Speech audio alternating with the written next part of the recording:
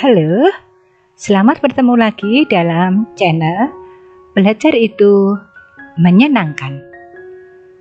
Pada pertemuan saat ini, kita akan membahas mengenai bereaksi pembatas dan bereaksi berlebih. Materi, bahan, ataupun sub pokok bahan dari stoikiometri. Lalu, apa yang dimaksud dengan bereaksi pembatas? Bereaksi pembatas adalah bereaksi yang terlebih dulu habis. Sedangkan yang dimaksud bereaksi berlebih adalah bereaksi yang bersisa. Kita buat contoh. Misalnya ada reaksi P direaksikan dengan Q untuk menghasilkan R dan S, di mana koefisiennya adalah A, B, C, dan D. Dengan demikian, AP direaksikan dengan BQ menjadi CR dan DS. Kemudian untuk P, zat P, kita tahu molnya. Mol P dibagi A didapatkan dari koefisien mol P. Kita simbolkan X. Sedangkan untuk mol Q dibagi B, kita simbolkan Y. Mol Q yaitu mol zat bereaksi Q dibagi B yaitu koefisien Q, didapatkan Y. Kalau sudah kita dapatkan X dan Y-nya, kita perbandingkan. Jika hasil X-nya lebih besar daripada Y, maka P, zat P merupakan bereaksi berlebih dan Q merupakan bereaksi pembatas. Dengan demikian kita tahu mana yang menjadi bereaksi berlebih dan mana yang menjadi zat bereaksi pembatas. Zat bereaksi berlebih artinya setelah hasil reaksi zat tersebut didapatkan. Jadi dari contoh soal ini atau contoh reaksi ini, hasil bagi mol P dibagi dengan koefisien A didapatkan X. Hasil bagi mol Q dengan B yaitu koefisien Q didapatkan Y. Kita perbandingkan. Jika X lebih besar daripada Y, maka X-nya ini tadi yaitu P-nya. Bereaksi P merupakan bereaksi berlebih. Jadi ketika selesai reaksi masih ada didapatkan sisa P atau ada bereaksi P yang tidak bereaksi. Sedangkan Y-nya yaitu didapatkan dari mol Q dibagi B, maka Q-nya yaitu bereaksi zat Q-nya merupakan bereaksi pembatas yang membatasi reaksi tersebut. Jadi Q-nya nanti ketika hasil reaksi atau reaksi selesai, Q-nya atau zat Q-nya habis. Kita lihat berikutnya. Nah, tetapi jika Y-nya yang lebih besar dari X, maka kebalikannya. Sehingga Q merupakan bereaksi berlebih, berarti Q-nya nanti ketika hasil reaksi masih didapatkan sisa dan P merupakan reaksi pembatas.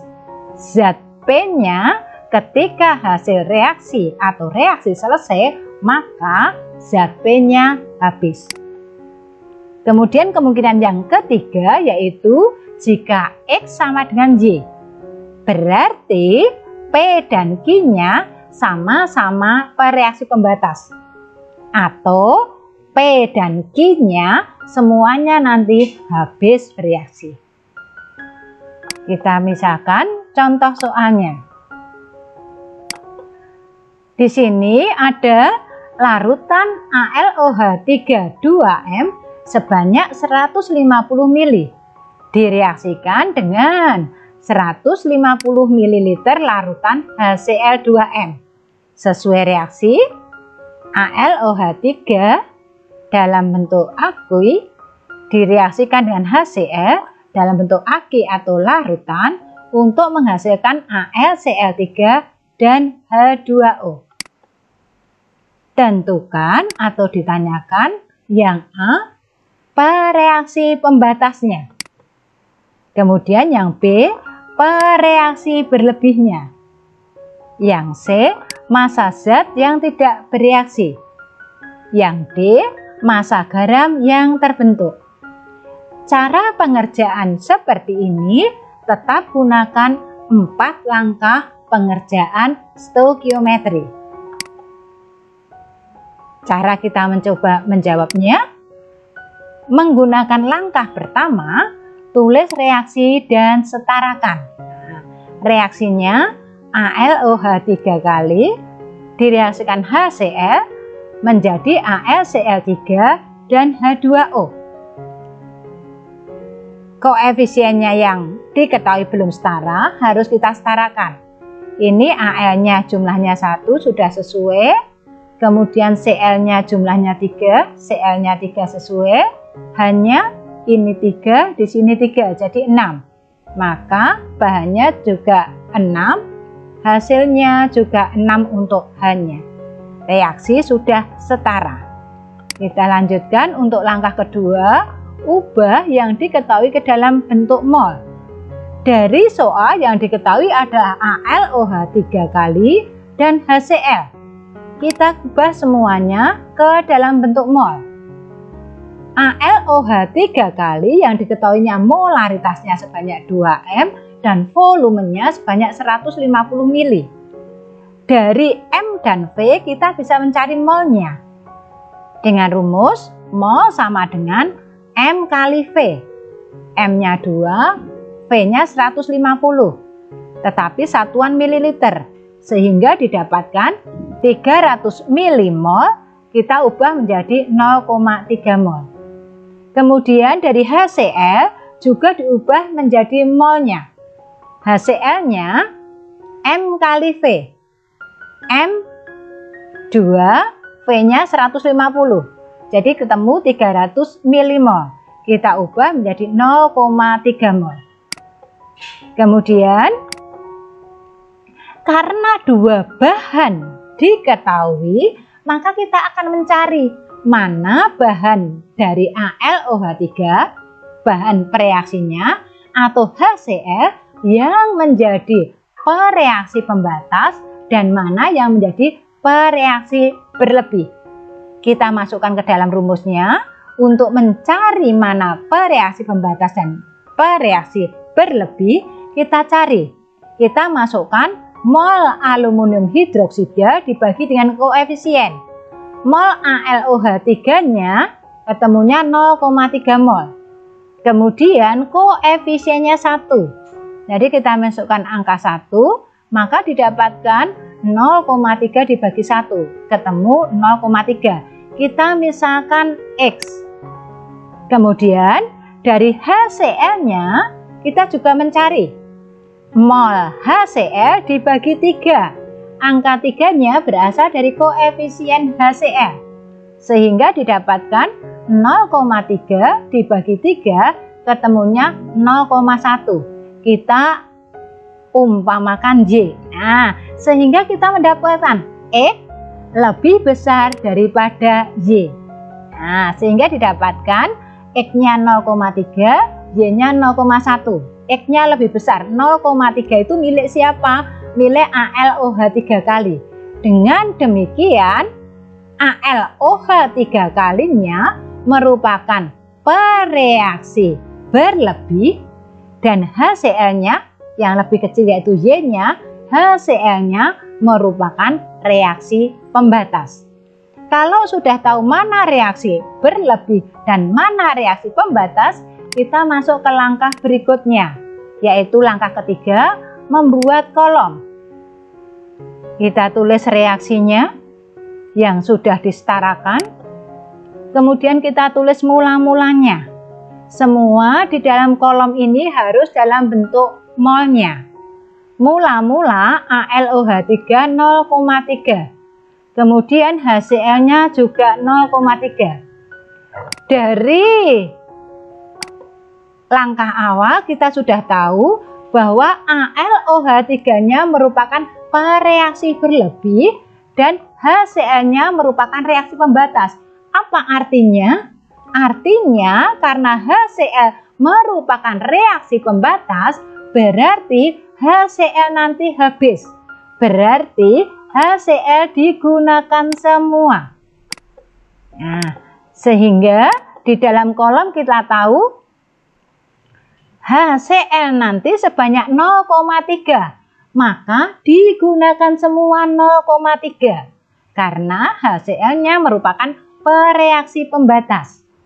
Setelah HCl-nya digunakan 0,3 semua habis, kita tarik garis ke sini di reaksi. Nah, pada saat reaksi inilah berlaku perbandingan koefisien sama dengan perbandingan mol. Perbandingan koefisien siapa? AlOH3 dibanding dengan HCl dibanding dengan AlCl3 dibanding dengan H2O sama dengan 1, ini miliknya, dibanding dengan 3 dibanding dengan 1 dibanding dengan 3. Sehingga didapatkan kalau di sini 0,3 kita pakai semua, perbandingannya 3:1. Berarti HCl-nya 0,3, AlOH3 yang diperlukan sebanyak 0,1. Karena perbandingannya 1:3. Ini yang dibutuhkan. Lalu AlCl3 yang dihasilkan berapa? Perbandingannya 3:1. Antara HCl dengan AlCl3 3:1. Kalau di sini 0,3 berarti di sini 0,1. Dengan H2O berapa perbandingannya? 3:3. Bisa 1:1. Kalau di sini 0,3 maka di sini juga 0,3. Kemudian kita lihat untuk hasil selesai. Untuk pereaksi ini dikurangi. Mula-mula AlOH3-nya 0,3. Digunakan reaksi 0,1 berarti masih ada sisa atau mol. Sedangkan HCl-nya mula-mula 0,3. Digunakan semua.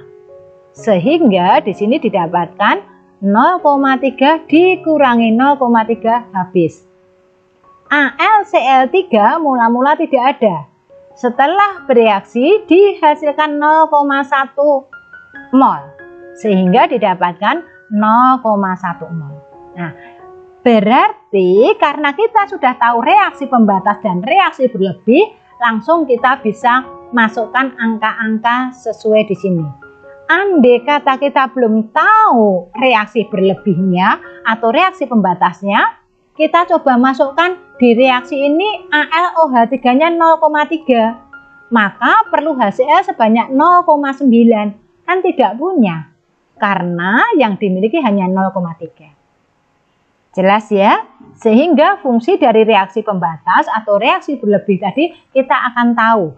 Pada hasil akhir atau pada selesainya reaksi didapatkan 0,2 mol AlOH3 dan AlCl3 garam yang dihasilkan sebesar 0,1 mol. Nah, dari sini kita akhirnya tahu yang dimaksud dengan reaksi pembatas siapa? Reaksi yang habis, reaksi yang mengakhiri. Pereaksi yang mengakhiri reaksi tersebut kalau bahannya habis. Berarti zatnya ada HCl. Kemudian soal yang B, pereaksi yang berlebih. Pereaksi yang berlebih adalah pereaksi yang masih ada sisa ketika reaksi tersebut selesai. Sisanya adalah AlOH 3 kali sebanyak 0,2 mol. Selanjutnya, massa zat yang tidak bereaksi atau sisa yaitu AlOH3 sebanyak 0,2 mol. Kemudian pertanyaannya ditanya masanya.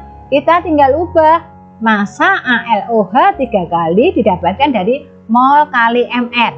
Molnya 0,2. Diingat, yang dimasukkan adalah 0,2 yaitu pada saat sisa atau selesai, bukan saat reaksi atau saat mula-mula. Sehingga didapatkan molnya 0,2 kali mR-nya 64 ketemu 12,8 gram. Terus yang terakhir, soal yang terakhir, garam yang dihasilkan.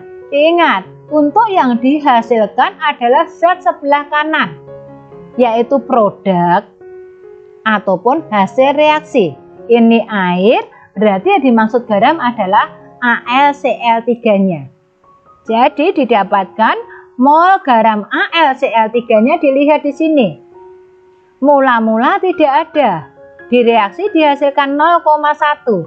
Sehingga ketika selesai didapatkan 0,1 mol AlCl3. Kita tanyakan masanya berapa? Tinggal diubah dari mol diubah ke dalam massa. Mol kali mR.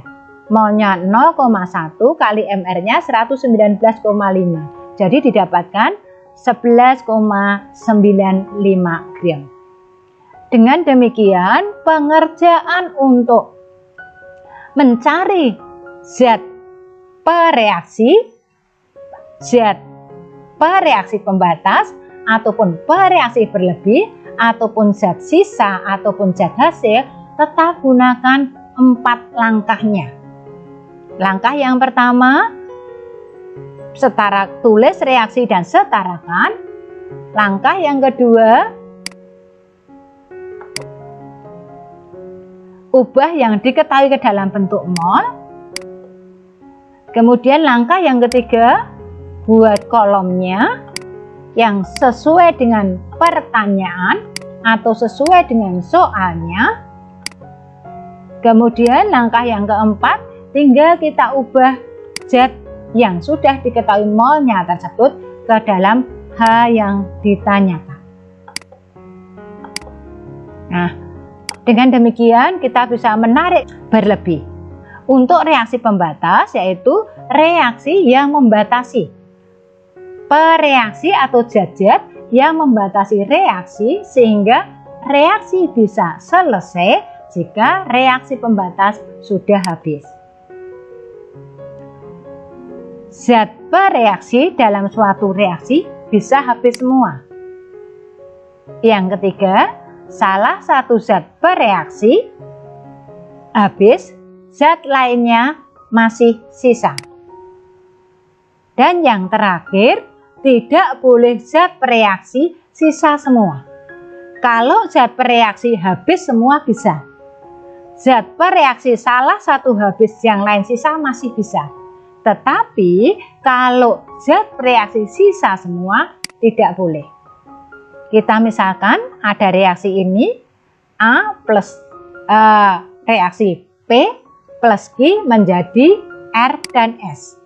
Maka yang bisa diperbolehkan atau reaksi bisa berlangsung itu zat P dan zat Q habis semua.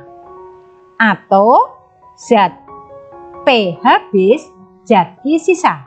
Atau boleh juga kebalikannya, P-nya yang sisa, Q-nya yang habis. Yang tidak boleh, zat P-nya bersisa dan zat Q-nya juga bersisa, ini yang tidak boleh. Demikianlah materi tentang zat bereaksi pembatas dan bereaksi berlebih. Terima kasih. Belajar itu menyenangkan.